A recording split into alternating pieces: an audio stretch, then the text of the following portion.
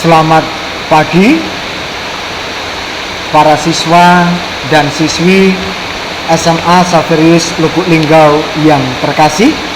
Selamat bertemu kembali dalam pelajaran pendidikan agama dan budi pekerti di sekolah kita SMA Xaverius Lubuk Linggau. Pada pagi hari ini kita akan membahas materi berkaitan dengan sengsara dan wafat Yesus. Namun sebelum kita memulai kegiatan ini, mari kita awali kegiatan kita pada pagi hari ini dengan berdoa menurut agama dan keyakinan kita masing-masing.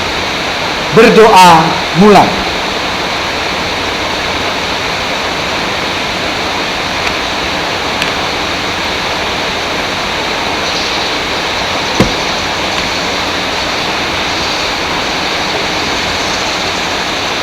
Berdoa selesai.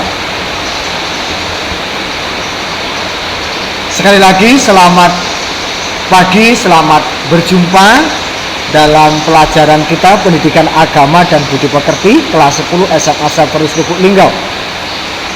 Semoga kita semua selalu diberikan rahmat kesehatan, selalu diberikan rahmat kebahagiaan, dan kita selalu penuh syukur dalam cinta dan kasih Tuhan.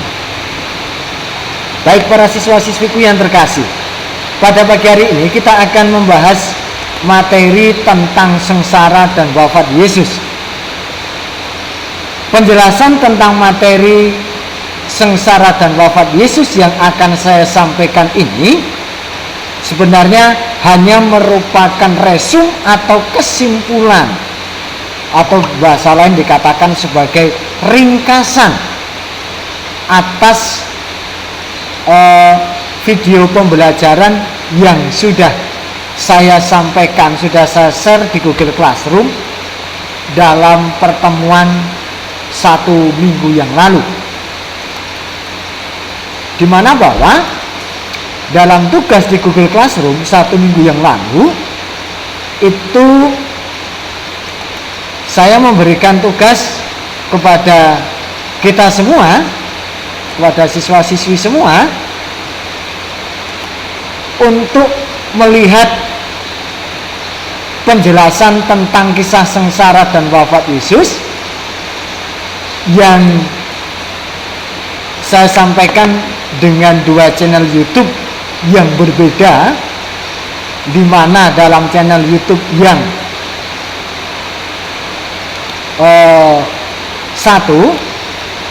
channel YouTube yang satu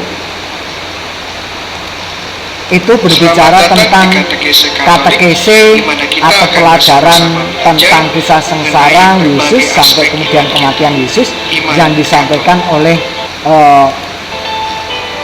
salah satu petinggi gereja Katolik atau pemuka agama Katolik yang disampaikan oleh pastor ini ini yang pastor Bayu atau Romo Bayu ini yang mengajak kita untuk mengetahui lebih mendalam apa yang terjadi ketika Yesus wafat. Pada seri katekese kali ini kita bagaimana dan bersama belajar berdiskusi apa saja muatan ketika kisah sengsara sampai kemudian Yesus wafat pada khususnya, itu juga sudah disampaikan oleh Pastor Wahyu dalam channel YouTube yang sudah sampaikan sebelumnya, yang sudah disampaikan oleh Pastor Wahyu di sini. Dan kemudian yang kedua juga di channel YouTube yang sudah saya sampaikan dalam pertemuan minggu yang sebelumnya, sudah saya sampaikan bagaimana penjelasan tentang kisah sengsara, penjelasan tentang sengsara dan wafat Yesus, sengsara dan wafat Yesus,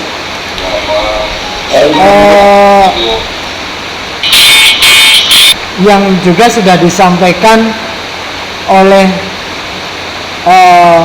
guru, salah satu guru di sekolah DMC Yosudarso, DMC Yosudarso, dan channel YouTube-nya ini yang juga sudah saya berikan.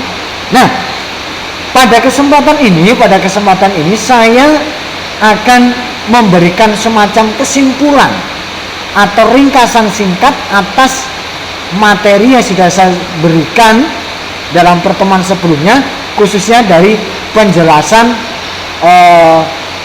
Romo Bayu, Pastor Bayu ini dalam channel YouTube-nya, dan juga dari penjelasan DMC Yosudarso. Ya, ini baik. Ringkasannya berkaitan dengan sengsara dan wafat Yesus adalah sebagai berikut. Kita simak bersama. Silakan simak bersama, karena nanti untuk tugasnya itu ada di poin-poin ringkasan ini. Tugas tertulis yang harus dikumpulkan ada di poin-poin ringkasan ini. Nah, sengsara dan wafat Yesus. Ini gambar-gambarnya saja. Nah, sengsara dan wafat Yesus itu yang pertama dimulai dengan adanya yang namanya konteks sosial menjelang penangkapan Yesus, pengadilan dan penyaliban Yesus. Sebelumnya sudah dijelaskan dalam channel YouTube sebelumnya apa itu konteks sosial atau situasi yang melatar belakangi penangkapan Yesus, pengadilan dan penyaliban Yesus. Karena yang namanya konteks sosial itu maksudnya adalah setting historis atau situasi yang ada pada masa itu tuh seperti apa kira-kira. Nah, kalau kita pada masa sekarang, kita hidup pada masa pandemi COVID-19, lalu pembelajarannya secara online, pembelajaran tatap muka itu baru dikaji dan kapan akan dilaksanakan, kita menunggu kebijakan pemerintah misalnya. Lalu situasi kita seperti saat ini, adanya social distancing dan lain sebagainya. Ini situasi pada masa kita.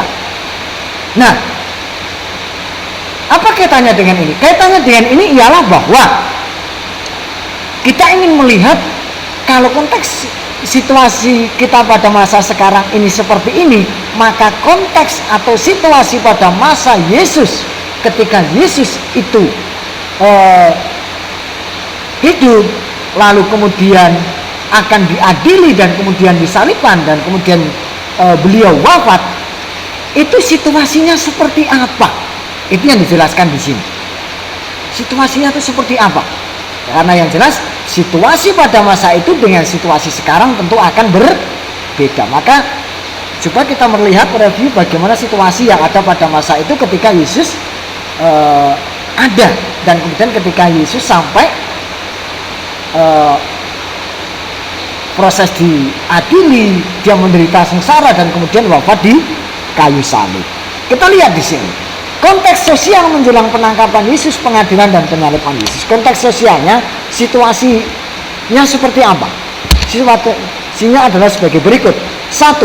Konteks perayaan Paskah Yahudi. Penjelasan konteks perayaan Paskah Yahudi itu sudah dijelaskan dalam video sebelumnya, khususnya di video DMC Yosudarso, maka saya tidak akan menjelaskan di sini. Lalu konteks yang kedua yakni pemberontakan terhadap pemerintah Roma. Artinya ada pemberontakan terhadap pemerintah Roma. Bagaimana pemberontakan itu sampai terjadi?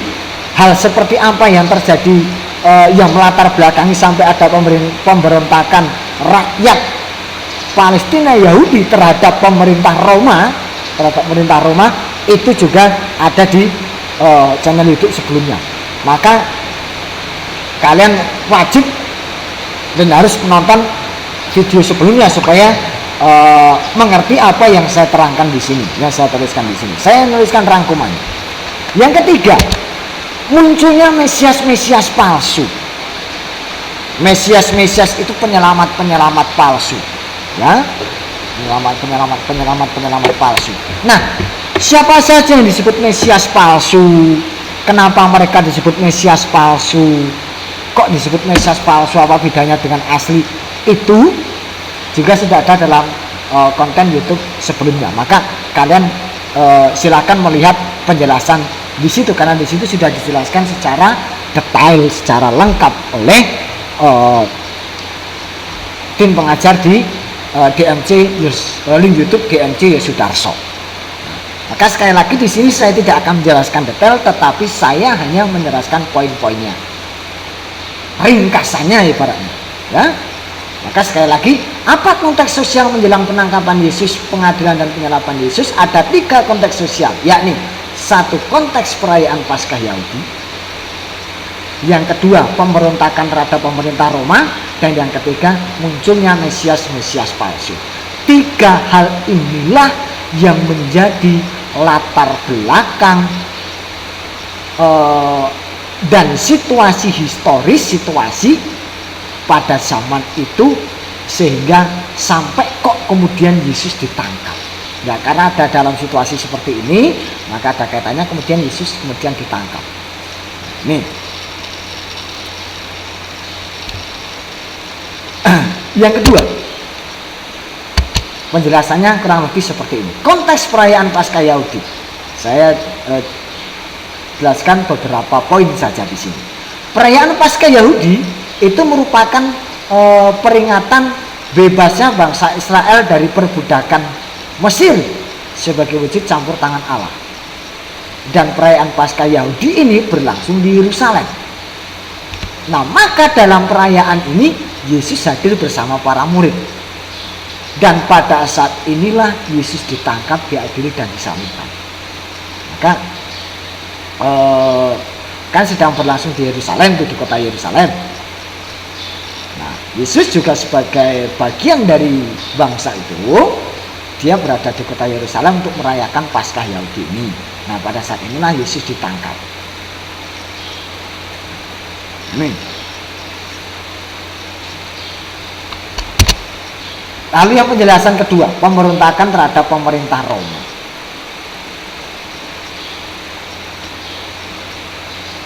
Nah, pewartaan Yesus tentang kerajaan Allah dan pernyataan tentang dirinya sebagai Mesias atau penyelamat, itu yang menjadi juga latar belakang kenapa pemerintah Roma menangkap Yesus. Lalu Yesus dianggap ikut menumbuh kembangkan pemberontakan politis, karena di situ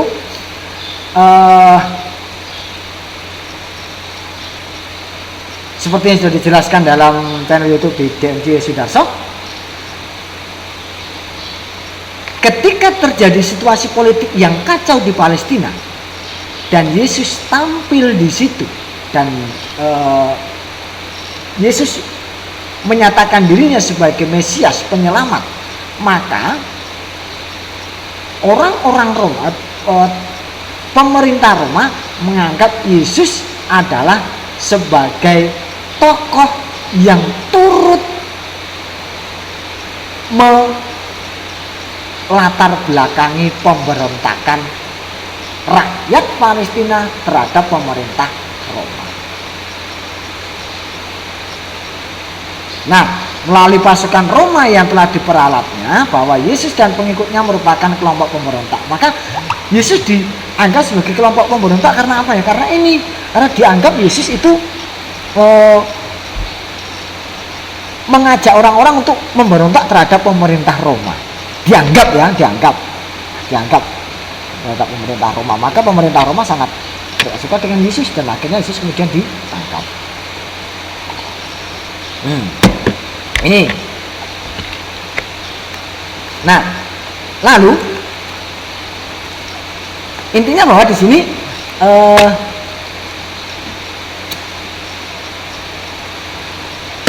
situasinya sedang kacau.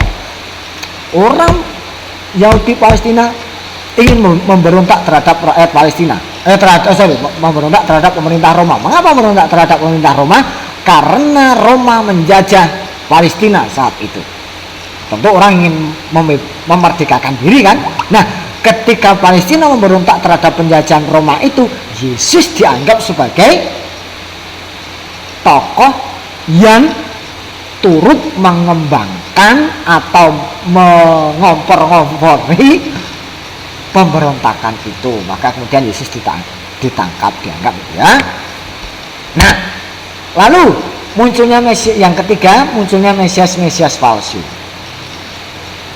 Ini keterangannya. Menurut Nabi Yesaya bahwa Allah akan mengangkat seorang keturunan Daud untuk naik tahta kerajaan.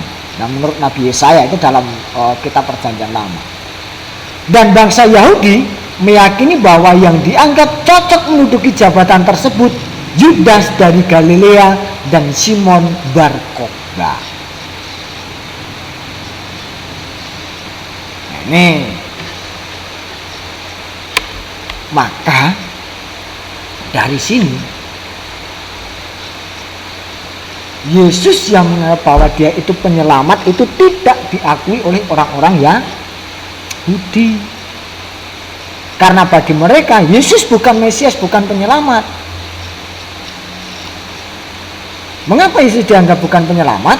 Karena bagi mereka kok Yesus katanya Mesias, tetapi mereka masih dalam keadaan terjajah. Dalam konteks mereka, Mesias atau penyelamat itu adalah yang dapat membebaskan mereka, bangsa Yahudi, dari penjajahan Roma. Ternyata Yesus yang menganggap dirinya Mesias itu, ketika Yesus menganggap dirinya Mesias, Yesus juga tidak membebaskan mereka dari penjajahan di Roma, ya kan? Nah ini bukan Mesias ini. Nah, itu menurut gambaran dari orang-orang Yahudi.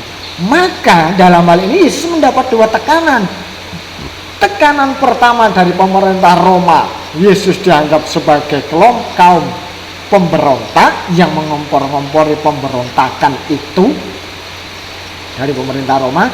Dari bangsanya sendiri, dari kelompoknya sendiri, dari orang-orang Yahudi sendiri juga tidak menyukai Yesus. Maka ada dua sisi. Dari eksternnya pemerintah Roma juga menekan Yesus, ada alasan untuk menangkap Yesus. Dari kelompok internalnya sendiri juga, dari kelompok bangsa Yahudi juga ingin menyingkirkan Yesus. Karena bagi mereka Yesus itu bukan Mesias. Bagi mereka Mesias itu adalah orang yang dapat membebaskan mereka, memperjuangkan mereka dari situasi penjajahan di Roma. Nah, karena Yesus kok tidak membebaskan mereka dari penjajahan di Roma, maka itulah orang Yahudi menganggap Yesus itu bukan Mesias. Dari sinilah maka orang-orang Yahudi berniat untuk menyingkirkan Yesus, dan mereka memilih membebaskan seorang penjahat daripada Yesus. Siapa penjahat itu? Barabas. Karena kan dalam ceritanya itu nanti ada hari raya di mana petinggi Roma akan membebaskan salah satu tahanan. Nah, lalu saat itu kan Yesus ditahan. Nah, orang-orang Yahudi ditanya, siapa yang mau aku bebaskan? Yesus, orang Yahudi ini, ataukah Barabas si penjahat ini? Nah, orang Yahudi mengatakan, oh Barabas saja, jangan Yesus. Barabas saja, jangan Yesus. Nah, maka dalam konteks ini siapa tahu yang menyalibkan Yesus? Ya orang-orang Yahudi itu juga. Nah, ini siswa-siswiku. Maka sekali lagi, tiga konteks sosial tadi. Yesus datang ke Yerusalem ketika perayaan Paskah Yahudi, ya, perayaan Paskah Yahudi. Ketika dia datang rame-rame di situ kan, dia sebelumnya sudah mendapat latar belakang bahwa cap dari pemerintah Roma dia itu pemberontak, padahal dia tidak. Maka orang Roma ingin menangkap dia. Nah, kebetulan orang-orang Yahudi juga berniat untuk menyingkirkan Yesus karena dia tidak suka dengan Yesus. Maka pas perayaan Paskah Yahudi itulah kesempatan orang-orang Yahudi untuk menyerahkan Yesus kepada pemerintah Roma. Mereka mengatakan, ini loh tuduhanmu yang dianggap sebagai pemberontak ini saya serahkan ke kamu ini, kata orang-orang Yahudi seperti itu. Padahal mereka sendiri juga sebenarnya tidak senang dengan Yesus lantaran Yesus dianggap bukan sebagai Mesias atau penyelamat. Karena sekali lagi konteks Mesias dalam gambarannya Yesus berbeda dengan konteks Mesiasnya bangsa Yahudi. Bagi Yesus, Mesias itu penyelamat yang akan menyelamatkan mereka dalam konteks ilahi, bukan dalam konteks duniawi. Kalau bagi bangsa Yahudi, Mesias itu adalah penyelamat dalam artian duniawi. Apa bedanya duniawi dan ilahi? Kalau bagi Yesus, Mesias penyelamat dalam konteks ilahi adalah menyelamatkan mereka dari tindakan-tindakan yang jahat, tindakan-tindakan mereka yang tidak benar, penuh kedosaan. Nah, itu maksud Yesus, supaya yang mereka mau bertobat, kira-kira seperti itu. Tetapi lain dengan bangsa Yahudi. Bagi bangsa Yahudi namanya Mesias yang menyelamatkan mereka dari penjajahan di Roma. Nah, karena tidak ketemu itu, ternyata Yesus tidak menyelamatkan mereka dari penjajahan di Roma, maka orang Yahudi menyerahkan Yesus kepada pemerintah Roma supaya Yesus disalibkan dan kemudian disingkirkan. Nah, ya, ini kira-kira penjelasan tentang 3 konteks sosial menjelang penangkapan, pengadilan, dan penyaliban Yesus. Nah, penjelasan detailnya silakan lihat di penjelasan dari DMC Sudarso ya. Saya menjelaskan resume kesimpulan singkatnya saja. Nah, berikutnya, siapa saja yang berperan dalam peristiwa pengadilan dan penyaliban Yesus? 1. Para petinggi agama Yahudi. Yang kedua, para petinggi pemerintahan Roma dalam hal ini. Dan yang ketiga, seluruh majelis agama, imam agung, Pontius Pilatus, gubernur sipil yang sepakat menghukum Yesus.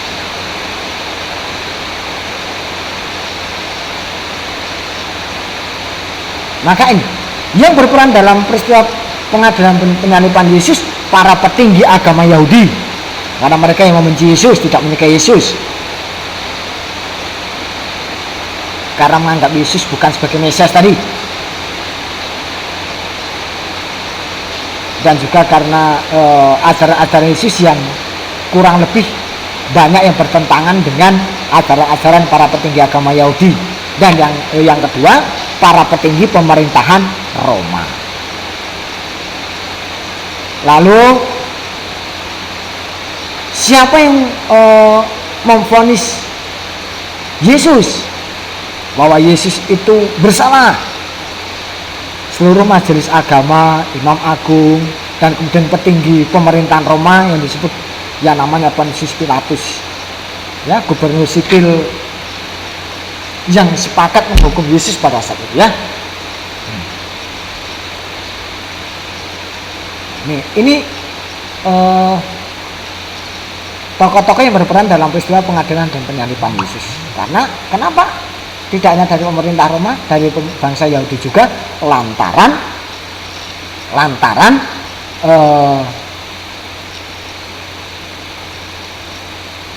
tekanan tidak hanya dari pemerintah Roma, tetapi juga dari bangsa Yahudi sendiri.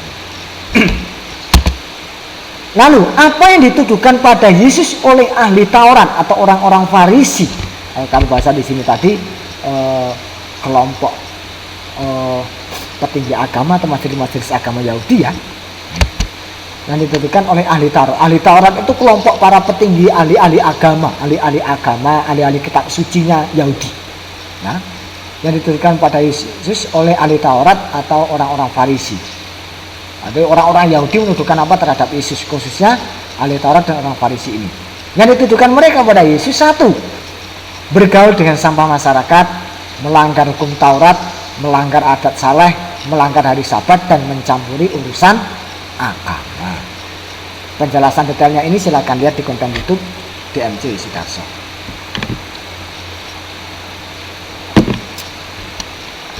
Berikutnya, kisah sengsara dan wafat Yesus itu dilaksanakan dalam 4 adegan. Kalau kita lihat di film-film kan biasa ada adegan-adegan kan. Ada 4 adegan, ada 4 poin dari penangkapan sampai wafat Yesus. Pertama, penangkapan Yesus di Taman Getsemani. Yesus sedang berdoa.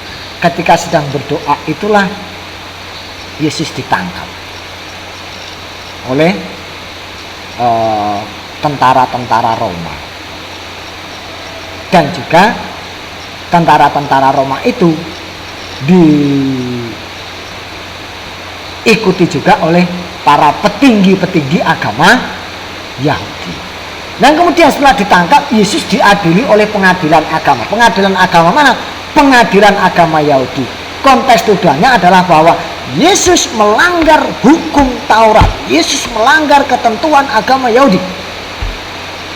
Ya. Setelah selesai Yesus diadili di pengadilan agama, Yahudi saat itu, maka kemudian Yesus dibawa ke pengadilan negeri di negara Yahudi Palestina itu. Tetapi pengadilan negeri dalam konteks ini yang mengadili, kalau pengadilan agama adalah para pemuka agama Yahudi, tetapi kalau di pengadilan negeri ini yang mengadili adalah kuasa pemerintah Roma. Mengapa kuasa pemerintah Roma? Karena negara Palestina, Yahudi Palestina saat itu sedang dalam penjajahan Roma. Maka penguasa Palestina lah yang di sini mengadili Yesus. Nah, setelah dari pengadilan negeri yang diadili pemerintah Roma di negara Palestina itu, Yahudi Palestina itu, maka kemudian Yesus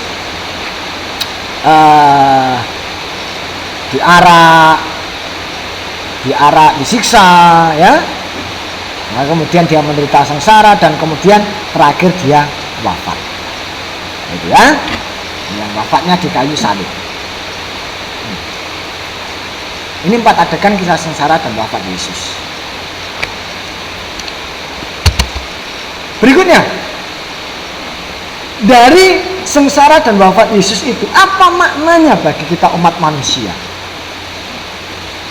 Pertama, wafat Yesus adalah konsekuensi dari pewartaannya tentang kerajaan Allah. Yang kedua, wafat Yesus sebagai tanda ketaatannya pada Bapa. Ya. Kemudian yang ketiga, wafat Yesus merupakan tanda solidaritasnya dengan manusia. Tanda solidaritas maksudnya manusia menderita, Yesus pun turut menderita dan bersengsara juga. Dan yang keempat, wafat Yesus menyelamatkan manusia. Nah, ini makna sengsara dan wafat Yesus. Baik siswa-siswiku yang terkasih, ini penjelasan singkat atau kesimpulan singkat dari saya, ya. Ini singkat dari saya. Nah, konteks detailnya itu sekali lagi silakan lihat dalam 2 konten YouTube yang sudah saya sharekan di Google Classroom dalam pertemuan sebelumnya. Karena saya di sini sekali lagi hanya menjelaskan tentang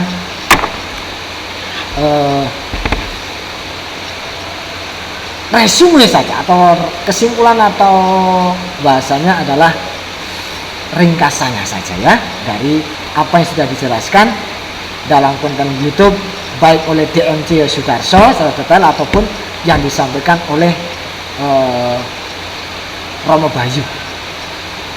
Nah, maka kalian melihat video ini tidak akan lengkap kalau tidak melihat konten 2 konten YouTube sebelumnya, ya. Nah, itu. Baik, demikian para siswa-siswiku yang terkasih. Terima kasih. Semoga berkat Tuhan senantiasa menyertai kita semua. Dan jangan lupa ada tugas yang harus kalian kumpulkan. Dan tugas itu ada di Google Classroom. Ya, silahkan dijawab pertanyaannya. Ada 5 pertanyaan yang saya sampaikan di situ. Silahkan dituliskan soal beserta jawabannya di buku tulismu, dan kemudian dikirim di Google Classroom. Demikian dapat saya sampaikan, dan mari kita akhiri kegiatan kita pada pagi hari ini dengan berdoa menurut agama dan keyakinan kita masing-masing. Berdoa mulai.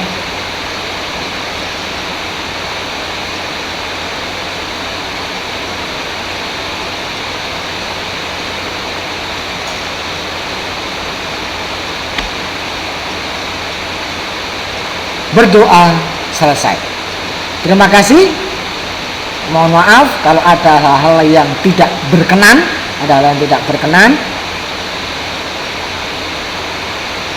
dan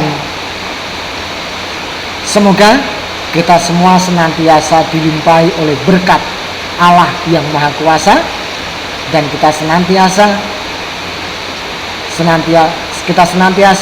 dalam lindungannya, sehingga kita semua senantiasa diberikan rahmat kesehatan, kebahagiaan, dan rahmat penuh syukur atas segala kegiatan, aktivitas, dan karya-karya kita. Terima kasih, selamat pagi, Tuhan memberkati. Amin.